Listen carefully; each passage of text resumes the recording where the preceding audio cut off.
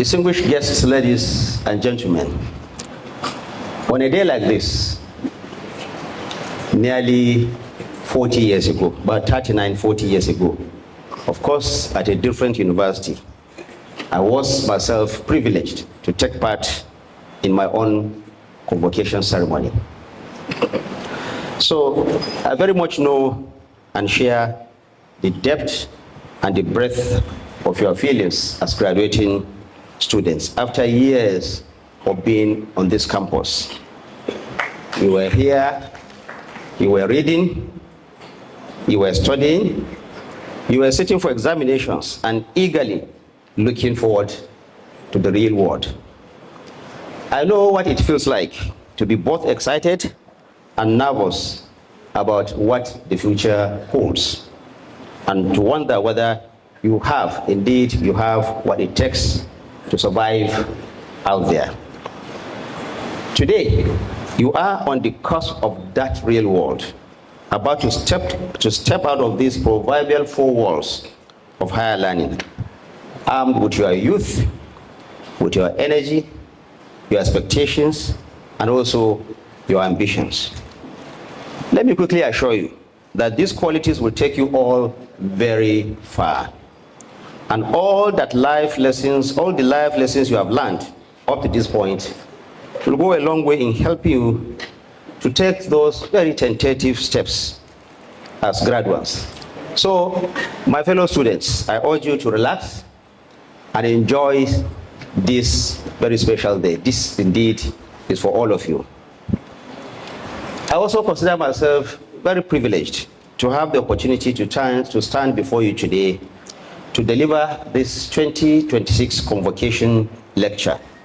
This, of course, makes me to join the very distinguished league of all convocation speakers. It is indeed an honor and a privilege to be here standing before you today. It is also especially pleasing for me that I'm doing this in a university in my own home state.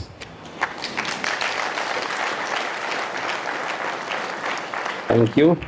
This, I must say, is one homecoming that I will cherish for a very long time to come. Thank you for this. I will start by congratulating all of you on this well-deserved milestone. Let me say that you have paid your dues. You have been found worthy in and out of classroom. And it is now time for you to celebrate the success that has led you to this juncture, and to do so with family, with friends, with classmates, and all the well-wishers you have invited. Distinguished graduates, guests, ladies and gentlemen, I have chosen as the theme of this lecture, as you can see on the projector, youth and nation building, navigating opportunities in an era of national reforms. And I will now focus on unpacking that theme. Why did I choose that theme? I must say that the university was gracious enough to give me the liberty to take a topic or a theme as I so desire. Let me briefly explain why I chose it by looking at the key elements within it. Now, what is youth? I chose youth because this is a gathering with a heavy presence of young people. Of course, not everyone graduating here today is a youth, but most of you indeed are. Nigeria, like the rest of Africa, also happens to be a very youthful country, with half of our population under the age of 20. I want you to listen to this very carefully. Half of Nigeria's population is under the age of 20. And 3/4 of Nigeria is made up of young people under the age of 35. So if you meet every true Nigerian, chances are that one of them is going to be under 20 years. Why this is remarkable when you ponder. 1 out of every 2 Nigerians was born after the year 2005. Meaning that by the time all of us here are either already working or retiring, already they have passed that crucible of that age. This is well after the introduction of the GSM telephony, meaning that most of these young people in this country are born after the year 2005. Now, for those of us who are on this side, this looks to us too close.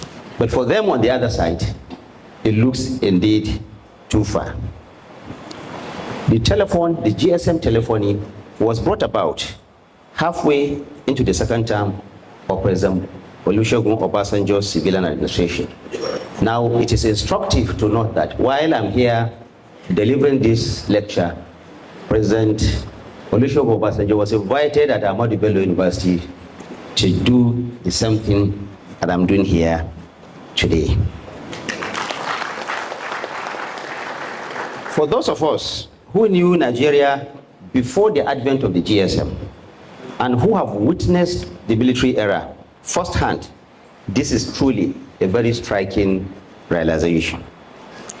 We are indeed becoming a minority in a rapidly growing country. So yes, the youth you hold today and you also hold the future, because we are actually increasingly, unbelievably, a minority in our own country.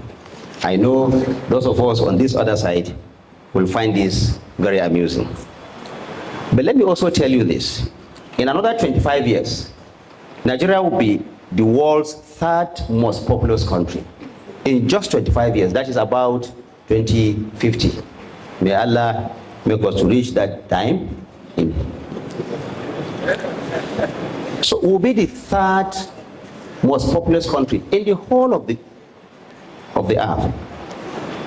Now, this is coming after India and after China.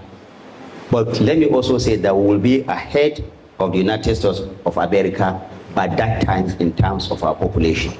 We'll be reaching a population of about 400 million people in 25 years' time. Now, these are 400 million people will include what has been projected to be the world's second biggest population of people under 20.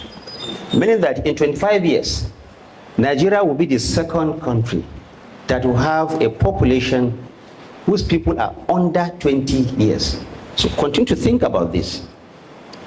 What this means, of course, is that with the right education, with the right skills, and with the right preparation for the rapidly transforming workspaces of the 21st century, Nigeria will be an unstoppable global force in the arts, in sciences, in technology, and innovation.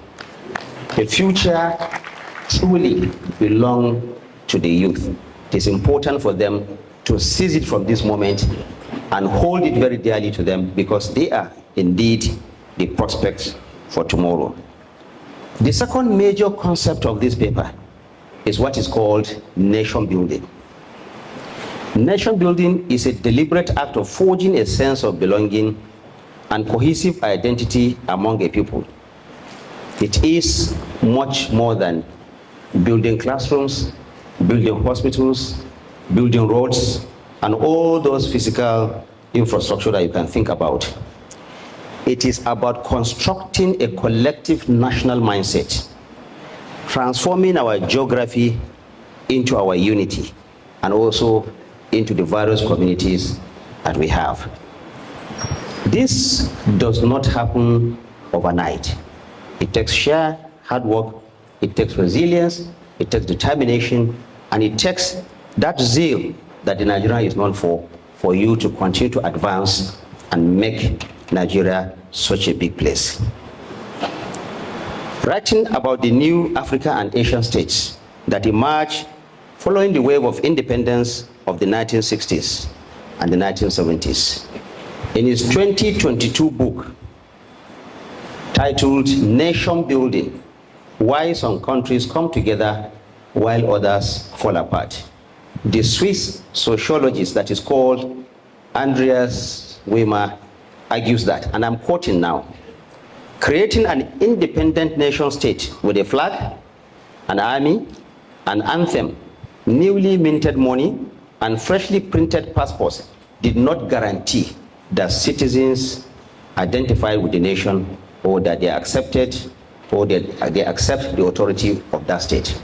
Now, what this means is that because a nation has been carved out, because you have a common currency, because you have a common passport, because you have all the symbolism that it takes to say this is an ex-country, this indeed does not guarantee automatically that you are indeed a nation. So nation building will have to take more than this paraphernalia of a nation. It takes more than a flag, more than a national anthem, more than public institution. It also does not mean that the people of the nation will agree on everything. Now, it doesn't matter because you disagree within what is called a nation that you cannot build a nation. Disagreements are inherent part of nationhood. So they are not mutually exclusive. It also does not mean that erasing our unique ethnic and regional identities will have to take place before a nation is forged together. It means, of course, that all voices will be heard and that there is a constant effort to guarantee inclusive representation in every sphere of our national life. Nigeria has taken such a giant step, and that is why we have the parliament, where almost every local government is represented in the process of making laws and also making governance easily doable in this country. Of course, there is no state in this country where there is not at least one minister representing it. This is part of the effort of the founding fathers to ensure that even though we may have differences, we may disagree about certain things, we surely will have to agree on our commonality, and we surely have to come together to build a prosperous nation. Since independence, successive federal administrations have tried to catalyze this process through the creation of new states and local governments, through national conferences, constitutional revisions, and interventions such as the federal character and the National Youth Service Scheme, amongst others. All these are attempts by our founding fathers, by those who have ruled this country before now, to ensure that even though we have these differences from state to state, from local government to local government, from region to region, we still have some of those things that hold us together. The Federal Character Commission was established to ensure that there is fair representation amongst all parts of this country. And of course, the National Youth Service Corps was designed and set up so that our youth can participate in areas where other than the ones that they are from. I've discussed the youth, I've discussed nation building. I will now discuss the third concept, which is called the national reforms. This recognizes and seeks to amplify an inescapable fact that Nigeria is currently in the middle of some of the boldest and most ambitious reforms it has experienced in decades. And these are not happening by accident. They are the product of a deliberate vision and political will of a leader elected in 2023. And that leader is His Excellency President Bola Ahmed Tinubu. Many of us are familiar with the most ambitious of these reforms: the removal of fuel subsidy, the unification of the foreign exchange, and the new tax laws which took effect in January this year. I will speak in detail about some of these shortly, but let me return to our young people. Yes, young people matter. They do matter in a country like ours, which has them, you, of course, in abundance. Nigeria's youth is well represented in this auditorium today. They possess special qualities that set them apart. They have this very entrepreneurial energy, they have talent, they have innovation, and they also have drive. Kudos to our youth who are sitting down there. But of course, nation building matters too. In fact, it is essential for us to continue to exist. If a nation is not being built, what it means is that it is shrinking and it is also declining. And of course, reforms also matter. You need to continuously reform so that you can make amends as you trudge on in this journey of nation building.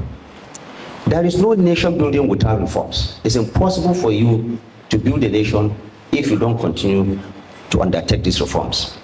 Reforms protect us from the trap that lack of them will have hitherto put us in.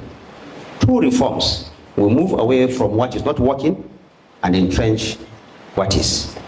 You cannot continue to do the same thing over and over and over again and expect that you're going to have a different outcome.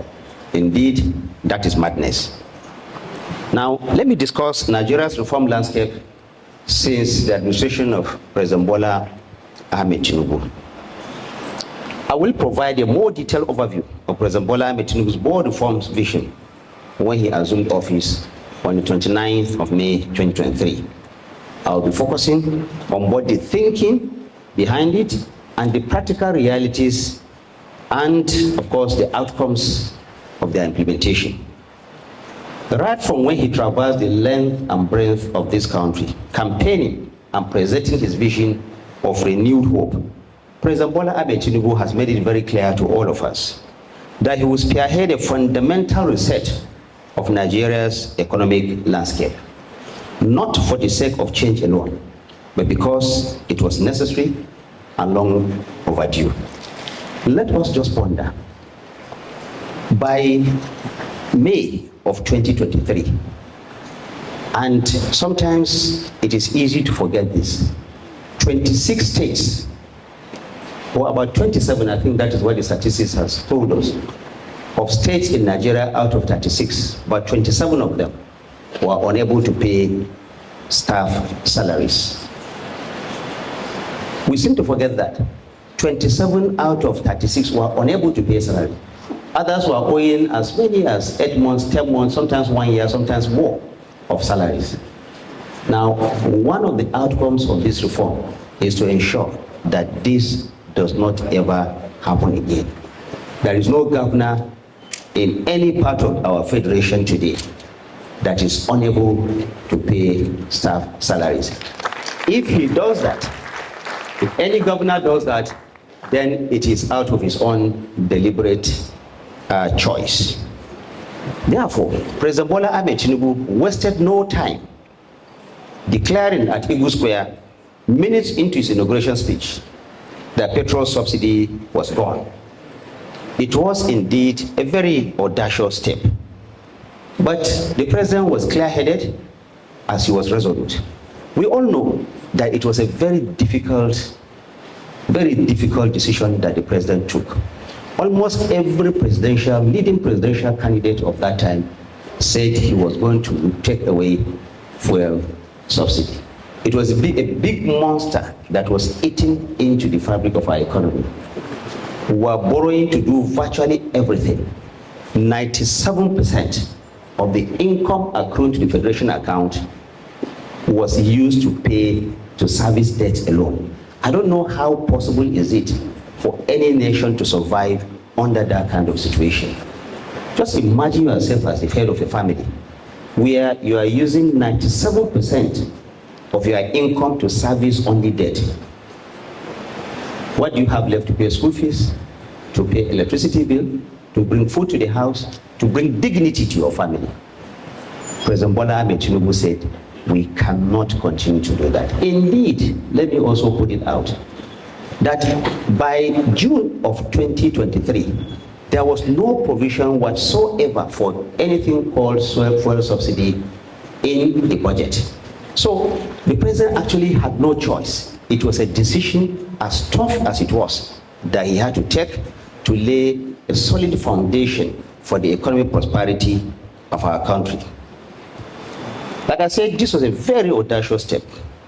With the announcement made, now the focus shifted to the implementation of that policy. As all of you know, It wasn't easy, and there was strong pushback. But we have a president and commander-in-chief who is a fearless veteran of reform battles. He has fought many, many reform battles when he was governor of Lagos State, and he is intending to continue to fight as a reformer in his journey to ensure that Nigeria is returned to its march to prosperity. Now, the next target was the foreign exchange regime. Ladies and gentlemen, graduates and students, not too long ago, we had a situation where the Central Bank of Nigeria could not guarantee any importer, any genuine importer of the foreign exchange that he needed to even do his businesses, to do his trade. There were different exchange rates, multiple exchange rates. The rate you hear in the morning is not the one you hear in the afternoon, is not the one you hear in the evening. There is no way planning and nation building can happen when you have this kind of conflicting situation. The arbitrage that was there had to be taken off so that you could at least plan. Today, let me say that there is no anybody that wants to import anything that will have a headache in accessing foreign exchange because of that decision taken by the president. Some may argue that our currency has been devalued. The most important thing for you to pay attention to is that at least we have stability and you can plan, which is absolutely critical for any planning to occur. The president brought the same decision to this task: clean up the central bank and tax the new governor with fixing the foreign exchange system. And like I said earlier, we have seen unprecedented clarity, transparency, and predictability in our markets. The third leg of the macroeconomic reform tripod is, of course, the tax reform. Some of us here in this hall are still unclear about what this tax reform means. But let me say that the four landmark tax acts, arguably the most important tax reforms in our history, were designed to ensure that at least we have stability. We also remove multiple tax systems within the same economy. The process, we all know, has been unfortunately clouded by misinformation and scaremongering. Only a few days ago, a group was putting it out there that because you are having a tax system that is being reformed, that the moment you put money into your account, someone will just go and debit your account and take it. There is no nation that does that. This is misinformation. This is fake news. Please arm yourself with the right knowledge before you make this commentary. The truth of the matter is this: in recent weeks, many salary earners have received higher take-home pay following its implementation. Those that were hitherto asked to pay taxes have now been taken out of that tax belt because of the reform that is happening. The goal of the tax system was never to take more from Nigerians. It is designed to simplify taxation and make it fairer and more transparent and more equitable for everyone to participate in. And we must not lose sight of the ultimate objective. This is going to give us more resources for the federal, for the state and local governments to invest in infrastructure, in services, and in social programs. Let me tell you, distinguished graduates, guests, ladies and gentlemen, that because of this fundamental economic reform that the president has undertaken, there is no state in the federation that is not taking 2 times, sometimes 3 times, sometimes more than that as their take home. Now, for any leader of any subnational government, this is designed for you to go back to the drawing board and plan for the future of your state. Any governor, and let me say this, any governor that does not take the advantage of this reform is doing so to the disadvantage of his people. there is enough for every state governor to at least plan to lay a solid foundation for the growth of his states. The renewed attention of domestic and foreign investors occasioned by these reforms is opening up opportunities in every sector of the economy. Digital technologies, agriculture, the creative economy, renewable energy, and many more. There is a phrase that went viral on the internet a few years ago among young Nigerians. Na dem they rush us. This is the situation in which Nigeria now finds itself. Many firms, many companies that had previously considered exiting the Nigerian market are now making a U-turn, given the scale and the steadiness of the stability we have seen, especially in the last 18 months, as the president's reforms begin to yield fruit. The Central Bank of Nigeria's monthly survey of business confidence has recorded 13 consecutive months of expansion, meaning that in the last 13 months, the central bank has been recording expansion in businesses in this country.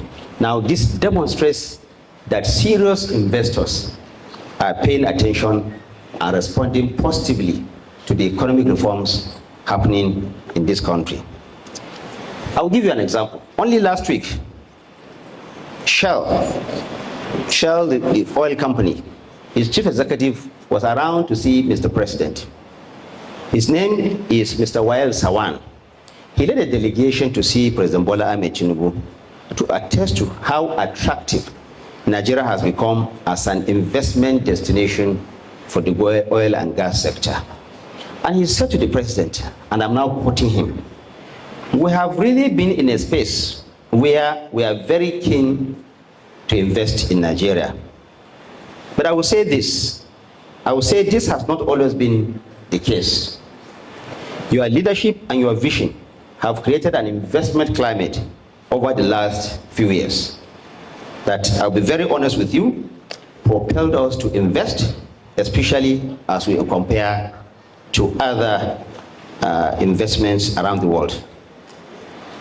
Stability in today's environment carries a premium for corporates, that's all for all corporate entities, because we are investing not for one administration, meaning that they are not just investing for this administration. They are not investing for 5 or 10 years, but for 20, for 30, for 40 years. And in the case of Nigeria, for many decades. These are the words of Shell's PLC's Wael Sawan. What the present reforms are doing is creating massive waves of opportunity in every sector you can think of. And young Nigerians are emerging among the biggest beneficiaries of the new area of opportunities opening up in the era of national reforms. Nigeria continues to be Africa's most vibrant technology startup ecosystem, meaning that if you look at the continent of Africa, the startup for vibrant technology startups ecosystem is actually happening here in Nigeria, accounting for what is called the 5 unicorns, companies that are valued in excess of $1 billion. Technology companies that are valued in excess of $1 billion. 5 of them were founded here in Nigeria, and I'm going to name them. Now, this is, of course, the biggest that has ever happened in any country on the African continent. There is the company called Andela. We all know it. There's a company called InterSwitch. There is Opay. There is FluterWave. And to this one that many of you know, there is also the Money Point. All these companies were founded in Nigeria before making their mark outside the borders of this country. The work that the Tinubu administration did to secure Nigeria's exit from the Financial Action Task Force grey list in 2025 was another strong demonstration to the world that there is indeed a new template in town. I want you to go back to about the last quarter of 2025. There is what is called the delisting of Nigeria from the Financial Action Task Force. This is the international body that looks at the economies of all countries and finds out who among them is not engaged as a government in money laundering, in financing terrorism, and who among them is doing clean business in their own economy. Nigeria was before that time on that list, but in the last quarter of last year in Paris, Nigeria exited from that list, meaning that there is now a new focus, a new shift, a new drive by the international community to believe in what Nigeria is indeed doing. That gray listing, which the administration inherited, has significant negative implications for our ability to participate seamlessly in the global financial system. Before that time, if you went out to borrow or to engage in any financial system, the moment you click Nigeria, all the financial agencies around the world will first of all go and check that list. If your name is there, it means that you have higher risk. Even if you are borrowing, it means that you pay more. Whatever you do, special attention is now being paid on you, and not everyone will indeed even do business with you. Nigeria's exit from the list will therefore go a long way toward unlocking new opportunities for our banking and the fintech companies, as well as for all Nigerians doing business in the world. Distinguished graduates, guests, ladies and gentlemen, let me now touch on one of the biggest and most visible opportunities created for young Nigerians in the last 2 years. And this is the low-cost, long-term financing for students of our higher institution through the National Education NEL Fund. I am sure that some of the graduates today or some of the students of this university are indeed beneficiaries of this very, very important scheme that was set up by President Bola Ahmed Tinubu. And since its launch in May of 2024, the president has just spent only 1 year in office. But today, there are more than 900,000 beneficiaries and counting. 900,000 beneficiaries and still counting. Now, these 900,000, they have access to 174 billion naira already disbursed so far. This is not just for the payment of tuition, it is also for the payment of upkeep. Is there anyone in this hall who is benefiting or who has benefited from NEL? Please put your hand together. Thank you. Now, through just this NEL fund, we have this incontrovertible proof that President Bola Ahmed Tinubu's renewed hope agenda is real, it is functional, it is impactful, and it is indeed transformational. I'm sure that many here today are beneficiaries, like I said earlier, and that when the story of your academic journey is being told, I am sure that NEL Fund will feature prominently and positively. There's also the Nigerian Consumer Credit Corporation, another brainchild of the president, which is creating new pipeline of affordable financing to support various categories of Nigerians, including the youth corps members. Everybody deserves a shot at building a comfortable life, and access to credit is a critical element in enabling this. The president taught that sometimes, as it was in the past, if you needed a car, if you needed a refrigerator, if you needed to buy anything, you can simply take advantage of this soft loan being provided by the working class. That, of course, we saw the erosion of that as time went by. President Bola Ahmed Tinubu is determined to recreate that so that you don't have to sweat to buy a car through this consumer credit. From the 3 million technical talents, I'm focusing only on the youth-focused programs now, to the Nigerian Jubilee Fellows Program, the Presidential Mentoring Initiative, and all the Youth Academy Startup Program. The ongoing implementation of these reforms is aimed at making sure that all Nigerians, especially the young ones, recover their perceived lost glory, and now are on a journey in the belief in this country and joining the president in the march towards economic prosperity. I spoke earlier about massive wealth opportunity being created by President Bola Ahmed Tinubu's reforms. But you see, these opportunities must be recognized. And when you recognize them, you have to take advantage of them. If you don't recognize them, if you don't take advantage of them, then there is no way you can benefit from them. Opportunities alone do not transform lives unless they are sought, they are seized, and they are also harnessed. The opportunities are there. It is up to you to seize them, to seek after them, and to also harness them so that your dream can be realized. They are merely potential in raw form. It's just like someone who is having minerals, the so-called rare earth metals, on his farmland. Unless you go and dig down and bring them out and harness them, there is no way. You just be sitting on top of money, you'll be sitting on top of prosperity without you knowing. It's like someone who has the potential to dig out also oil from the soil. You didn't make any effort, you didn't take any advantage of the opportunity. You will continue, of course, to live as if you don't have this wealth. So it is the duty for all of us, being spearheaded by our various leaders, the federal, states, and local government, to help us to understand that these opportunities do exist and to also find a way of digging them out. Opportunities do not transform lives, and like I said, they are merely potentials if left untapped, cannot be useful to any community. It is therefore possible for affordable credit, student loans, or technical and vocational training programs to exist, and yet you do not benefit. I've heard where people, in my advocacy for the federal government programs, I've gone to places where some people will say they still do not believe that this NEL fund exists.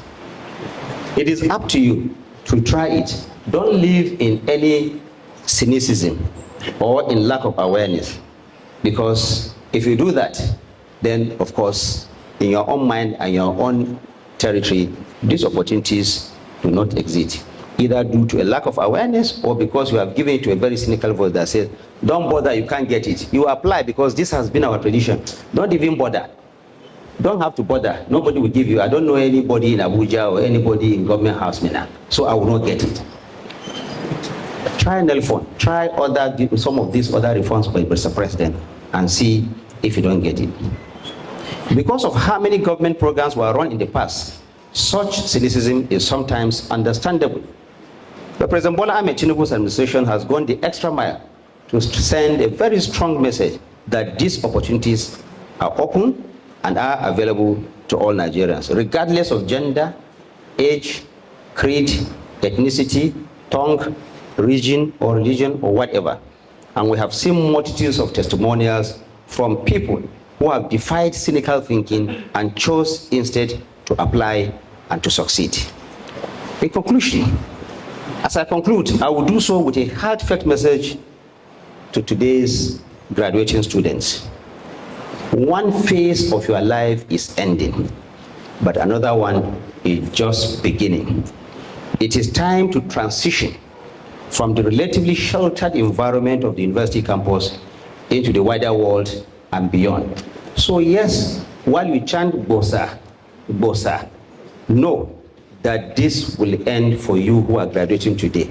No Bosa will bring food to your table when you leave this environment. You have to go out there, struggle it out, and edge a living for your people. To make the future count for all of you, you must be deliberate about your next steps. Ask yourselves, and I'm referring to the young people sitting at the back of this now, ask yourselves very important questions. Who am I? Just ask yourself, who am I? What do I want out of life? What do I want to be known for? What value do I carry?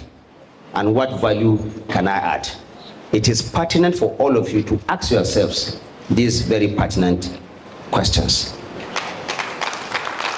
To an employer, to the community as a whole, and to the world, these questions must be asked. And then, how can I improve the value? Nobody will employ you if he knows that you are not going to add value to his business or to his setup. I want to quote again Socrates, who said this, the famous Socrates. He said, the unexamined life is not worth living. Any life that is not examined is not worth living. Now, these words remain true today as they were over 2,000 years ago. No one who seeks a meaningful life can afford to proceed without reflection, without deliberate thought. For you to succeed, for you to move on, there must be this thought process in you. There must be this reflection in you that will propel you to the destination that you want to reach. We live in a world filled with distractions. There are, of course, so many distractions to this. Among the biggest of these are our mobile phones. True or false? Everyone today is carrying one. And many of you, as I speak, are already scrolling their phones. This indeed is a distraction for you, as it is of value to you, depending on what you choose to make of it. To succeed in life, you must master your time and attention. You cannot afford to be a slave to technology, which, if unchecked, can become the greatest thief of our time and our focus. As important, as relevant as technology is, it can steal your time, it can also steal your focus. The choice is yours to make. It is instructive that the motto of this university, Federal University of Technology, Minna, is technology for empowerment. This phrase should always stay with you. You are not in technology for enslavement. You are in technology so that you can develop yourself. It should stay with you continuously, even after you leave this campus. What this also means is that technology should help you to empower yourself. It should help you to improve yourself. It should enable you. It should not distract you. It should not demean you. It should not diminish your human dignity. It should help you to achieve who you want to be as a human being. Now, you have to, for you to really progress, you have to learn the art of engaging with the unfolding reforms at various levels of government. Please engage. If you hear that there's a reform happening, engage yourself. Don't just sit there and say, nah, lie, nah, only people for Abuja. It's not true. Engage yourself. Try it out. If you don't succeed, then you can share your experience that this is indeed not working. We will not all become politicians. I don't expect that all of you will become politicians like me. But we must care about how we are governed. And we also must contribute our quota to raising the standard of governance at all of us. The youth, you have a duty to be part of that governance process that will enrich your life. You cannot afford to be passive bystanders, waiting for someone to drop 5,000 naira, to drop gari, to drop some modules of rice for you because he's seeking for re-election. Please interrogate and interrogate, because that is what you need for your future. For those of you who have already gained valuable experience in campus politics and student leadership, and I can see many of you there, that experience can help for you to navigate the complexities of life beyond the university. Now, the point I'm making here is that no knowledge, no experience is ever wasted. But you have to know, as I said earlier, not all the things, not all the sloganeering on campus can really help you. You have to use that, change it into a meaningful process so that you can, gain from it.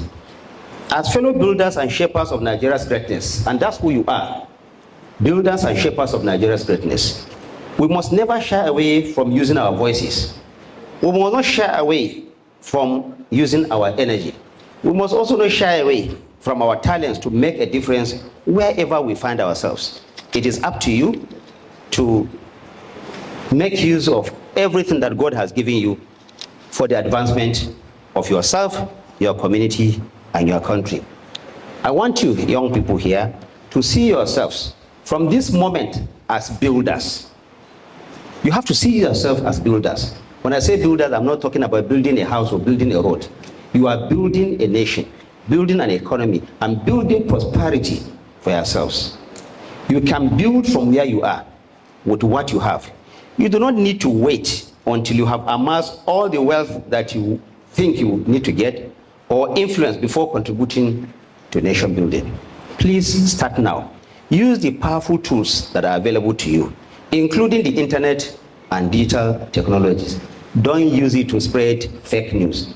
Don't use it to be doing those things that you know in your inner is not good for you.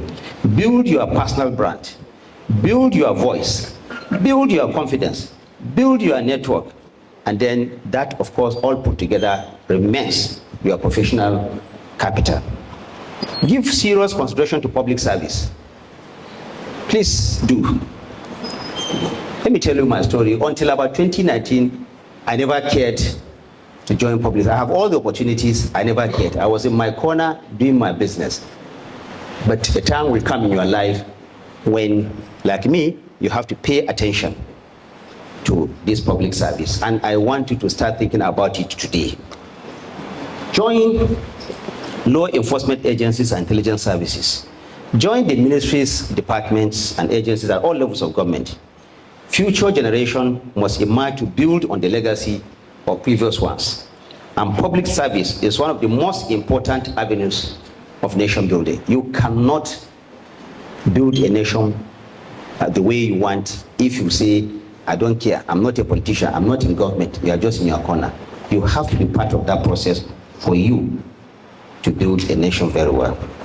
Some of the friends you have made on this campus will be lifelong companions, standing by you through both good times and challenging times.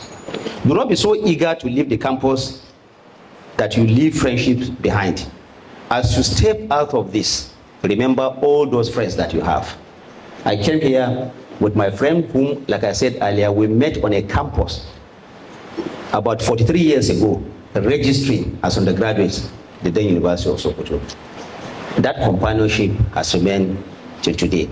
Some of those that are being made this and that are actually because of these processes of friendship. Please pay attention to serious friendship.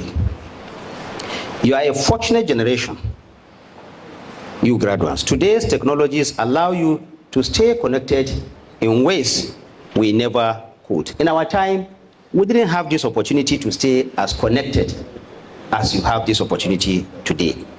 In my time, it was easy to lose touch. If you are a friend, you are from the time you are posted for NYC somewhere, it takes sometimes 5 years, 10 years to even know where your friend is. That is no longer the case. These friends that you have can be in America, and you are today, because of technology, able to connect with them. You make calls, you make even video calls. So do not take this advantage for granted. This advantage that God has brought for you at this point in your lives. Never underestimate the value of mentors and professional networks. Your mentors and your professional network, please pay attention to them. Mentorship does not always have to be a face-to-face thing. Today's digital tools, your phones, your laptop, whatever you have, allow you to form the model of life. You can form models of people that you have never ever met because you have the opportunity of your digital tools to work with. You have to embrace lifelong learning. There will never be a time when you have learned enough. You must continue to learn, especially in an age when knowledge quickly becomes obsolete. What you know, what some of us know 10 years, 20 years ago, people no longer use that. If you use the same tools of yesteryears to assess things of today, you are most likely to lose the focus or know where it is going. In the past, I had a situation where when my dad brought newspapers as a civil servant, my father was in the public service, the civil service. When he brought newspapers home, we were waiting for him to leave the parlor. We would sneak in and carry these papers and read. Today, even as a publisher, I have children who are very well educated. You bring the newspapers home, they don't touch them. They don't touch them, they don't care for them. So when you ask, you are not reading newspaper, they say, Baba, This thing is on the phone now. What am I looking for? They are there on your phone. So it doesn't mean that they are not learning. It's just that they are in a place where you do not belong. So for you to actually meet with them, you have to go to where they are to meet with them. As the late Steve Jobs, and all of you remember Steve Jobs, told Stanford University. How many of you use iPhones and iPads? How many of you?